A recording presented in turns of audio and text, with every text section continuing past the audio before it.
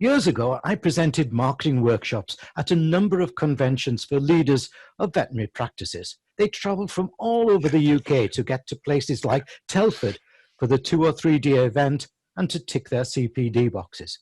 Think of the cost, the lost time, not to mention the environmental impact. Now, I'm not saying in any way that such live events have no value. They do, and I'm proud to have presented them. They can encourage collaboration and connecting and seeing new ideas. But today's learning needs a greater than an annual costly get-together. Today's learning needs should be continuous if they are to be effective. Today's learning demands a commitment from learner and company alike, and it's likely that a catalyst is needed. One organisation brilliantly leading the way in being such a catalyst for the veterinary profession is the WebinarVet. Let me introduce you to its founder and CEO, Anthony Chadwick. Welcome, Anthony. Hello, Malcolm. Great to see you, and hello to everyone listening. Anthony, I said in my piece that learning today needs to be continuous. You are innovatively using webinar technology to deliver such learning. Tell us a bit more about what WebinarVet does, how you do it, and for whom. Great, Malcolm. I absolutely agree with you. I think we are, the best of us are lifelong learners. If we think that we have learned everything by the time we leave school or university, we're in a sad state, because of course we learn throughout our lives. And that's really what set me on the road to setting up WebinarVet, which is an online platform for vets and for veterinary nurses so that they can continue to get better. Our vision is to have the world's most confident vets. You want to go to a vet who, having graduated 10 years ago, has not stopped learning, but has continued to learn from the best speakers from all over the world. And by digitalizing, as we did 10 years ago, when really there was no online presence in the veterinary world, we've really been able to democratize learning. We can use the best speakers from all over the world to speak to our vets. And my attitude towards a webinar is, if you can pick up one or two things that you take away from that webinar and take into your practice, and that benefits, some animals, then that has been a piece of learning that's been worth doing. And doing that throughout the year, we do 4 or 5 webinars a week, is a really great way of staying in touch with what's going on in the profession and doing it in an efficient way. Because when we go off to conferences, as you say, as great as they are, they take a lot of time. If we travel to other parts of the world, we have to get over the jet lag. We're there at the conference for several days, and during that time, our practices, maybe don't run as efficiently, or we have to find a locum. So digital learning, I think, has brought the cost down of learning and made it possible for vets to do much more training than they have to do, because vets and nurses have to do a certain number of hours each year. It makes it so much more efficient to do it in an online way. So we're working, with vets and nurses, but with people within the profession, other people involved in the industry. We do some practice management training as well. So we're really working right across, and even with vet students as well. We've just acquired a veterinary student website so we can help with our younger colleagues as well. Very, very exciting. Of the very many digital entrepreneurs I've interviewed on our programs, I've been impressed that they are not all, let me call them tech geeks, but people with a purpose, anxious to realize their vision. So what do you see as the purpose of WebinarVet, and how will you know when you're achieving your purpose? So I will put my hand up in the air now and say I am not a tech geek. And I came with an idea. I think after 10 years, you begin to understand the tech language more, but it's so important. We're at the moment recruiting for a chief technology officer, to have somebody who can, make sure that we continue to develop and grow. I think we're a very purpose-centered business. I am a vet myself. you know, getting a little bit older, Malcolm, so senior member after 30 years in the profession. And I felt it was important for me to give something back as well. And what's great is we have a community of over 65,000 vets all over the world and nurses. And, you know, UK is one of the best nations in the world for veterinary training. We can export that training to other parts, you know, less developed parts of the world. If the vets there are training better, or, you know, are more educated, then they will look after the animals better. And if you like, one of my purposes is, you know, I love animals and I want animals to be looked after as well as possible. So certainly within a purpose of improving animal welfare, but also, as I mentioned in the previous question, the mission of WebinarVet was to make veterinary education more accessible and more affordable to vets across the world. And I think we've done that. And as a sort of side shoot to that, as we discovered as we went on, I would be at events and people would come up to me and say, oh, I recognize that voice, you're the webinar vet. Yes, that's right. You've made my life so much easier. We're in a quite stressful profession, and actually anything that helps to reduce stress is also good. So a sort of side effect of Webinar Vet has been that, you know, vets and nurses feel less stressed, because at the end of a working day, the old fashioned way was you jumped in the car, you drove up to Manchester or Preston, you did an hour of CPD, you ate a pretty average buffet that the drug company or the sponsor had provided, and then you drove home and you got into bed close to midnight, and 1 hour of CPD had taken several hours to do. And you were exhausted for the next day when you were back trying to do your best with the clients and obviously with the pets. So it's really revolutionized the way that that people learn. And you'd probably forgotten what you'd learned as well because of all the other things that were going around. Whereas with what you're doing, you'll embed the learning. So go ahead, people like yourself, usually start with a spark, a Eureka moment. What was yours that led to Webinar Vet?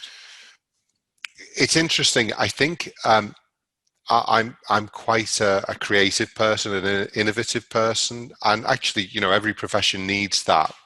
Somebody who goes out and looks outside. So vets are a conservative profession. We spend a lot of time looking at our navels. But I was always somebody who would go out to other types of conferences. And in fact, what I had done just prior to setting up Webinar Vet is I'd run an online pet pharmacy selling flea treatments, wormers, and so on. And that was growing, as well as having my own first opinion practice and doing my dermatology referrals. That was growing, and I thought I need to go to an internet conference to learn more about pay-per-click and all that kind of things. This was 2010, so it was quite a while ago. And I went to the conference, and it was quite different from veterinary conference, very sort of razzmatazz. Different people would talk about their products and then try and sell them to you. And late on in one of the days, an Australian guy came on, a guy called Stephen Esser, and he was talking about webinars. And it was kind of just a bit of a light bulb moment where I thought, why are we not doing this for vets? And I was there as a pretty ordinary veterinary practitioner. There were obviously CPD companies out there, but they were comfortable. They were making a lot of money. They were charging a lot for their product.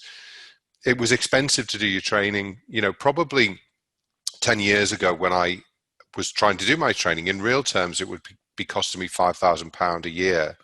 Now you can buy a membership for us for, you know, several £100s. So we've democratized learning. We've made it so much more affordable.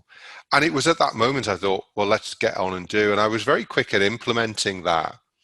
Did my first webinar on itchy dogs, because that's my specialty. And at the back of that, I got 2 clients where I would go into their practice and teach them dermatology.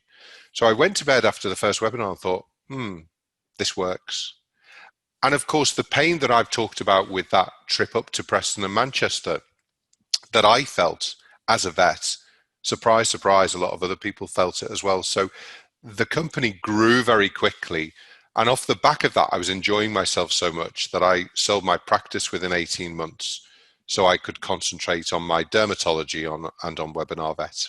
So that was the moment, the internet conference. And then Stephen helping me in those early stages, set up the website, train me how to use webinars, and begin to grow the company. Brilliant, absolutely brilliant. And I'll talk to you afterwards about my itchy dog. What initial I'm happy to help. What initial challenges did you face, and how did you overcome them? After all, you deliver quality professional learning with all its CPD elements. I think the really interesting one, Malcolm, was I was so stoked up about this. When I get an idea and I get behind something, I get very passionate about it. So I went to our big conference, the British Small Animal Veterinary Association conference in the April. I'd been to the conference in the January. By the beginning of March, I'd done my first ever webinar. And I was really stoked up about this. And I went to the conference and walked around the exhibition. And obviously some people knew me because I was a vet, I was a dermatologist. I went to some of the companies, most of them, and said, you need to be doing webinars. And everybody kind of looked at me and said, well, what's a webinar? So at that stage, it was just awareness. Nobody was really aware of the whole concept of webinars. So I had to teach that first.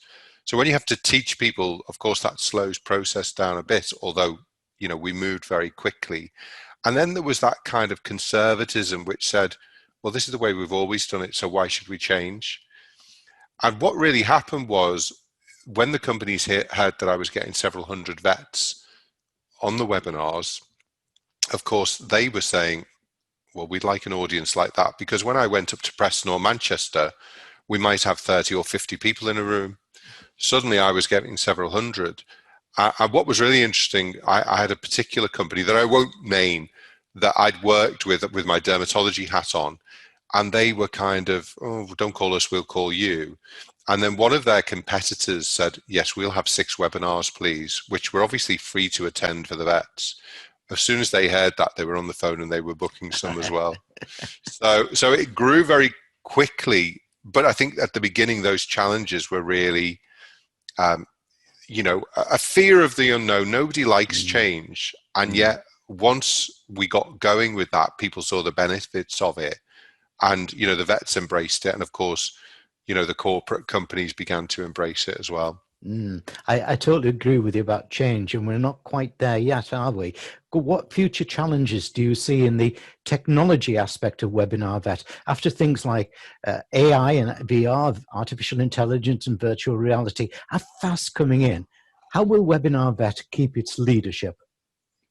I think it's mindset. So I think I am a creative person, an innovative person. I was at the IBM conference last autumn, when we could still do silly things like go and meet each other in big conferences. And it was really interesting to see some of the stuff that's going on in machine learning, AI. And, it's important that I go to those sort of conferences. I think it's also important, as I was alluding to before, I'm recruiting at the moment for a chief technology officer. Again, somebody who really kind of understands that business. I think I have an understanding because I've been in the area for 10 years and I'm naturally inquisitive. I used to annoy my parents and my teachers because my question would always be, why? And then they'd give me an answer and I would say, why? It just is, because why is a crooked letter and you can't straighten it, was my mum's response. So I've been an inquisitive person. I think if you have that attitude of inquisitiveness, then that will really help you a lot. So it's a positivity, it's an attitude. What was also interesting, and you mentioned it there, was the whole area of mixed reality. And we actually, a few years ago, developed a mixed reality virtual dog called Sheba to help with teaching anatomy. Now, that hasn't quite gone where I wanted at the moment, but that's certainly an area that, I'd like to go back to. And we also had a very fun week with Microsoft in their headquarters, working with the HoloLens to produce, believe it or not, Malcolm, a virtual cowarder for the students at Harper Adams. So doing those sort of things and experimenting and sometimes failing on those, but, often don't be afraid of failure. You learn more from failure, I believe, than you do from success. Success can make you a bit blasé, can't it? Yeah, you've got to keep pushing the boundaries, haven't you? You do in vet in Yeah. vet practices. Got to keep pushing it. Yeah. Anthony, sadly this year, no pantomime in Liverpool. But if I give you 3 wishes for the future of webinar learning, what would those 3 wishes be? I think the thing that I think stops us moving forward even quicker is that sort of global access to the internet. You know, you look at through the pandemic, the children who perhaps parents don't have internet, who don't have screens, have been disadvantaged. So I think it's really important that we level that playing field and give everybody the opportunity to succeed. So I think, first of all, it's global access to the internet. I think the second thing then is, you know, having that global access to the high quality training that we offer. And one of the thrills as a purpose-centered business is that, you know, 90% of our community don't spend money with us. We have vets in Zimbabwe, we have vets in Thailand, we have vets in Central America and South America. We're just about to do in November our first full Spanish veterinary conference, which is going to be based out of Costa Rica, although obviously virtual. So I think, you know, the fact that we have that training really sort of global, it helps vets to raise their standards and therefore to help with animal welfare, which is a big thrill that I'm a little part of that process. And then I think the final one is, you know, that we increasingly make it even more interactive. And I think this is where mixed reality will come in again. I can see in 5 years we'll be doing webinars with headsets on that will allow us to say, well, okay, we're now going to move to showing you what happens when we give a drug to a dog's beating heart. And you know, to have that visual learning, I think is incredibly powerful as well. So who knows, probably completely wrong, Malcolm. It will be interesting to have this discussion in 5 years' time if you invite me back again. Yeah, I most certainly will, because I just love your creativity and the way you keep pushing the boundaries and to help people all over the world. And that is important as well. Anthony Chadwick of the Webinar Vet, thank you very much for a fascinating and really interesting interview. Thank you. Thanks, Malcolm. Take care and bye-bye, everyone.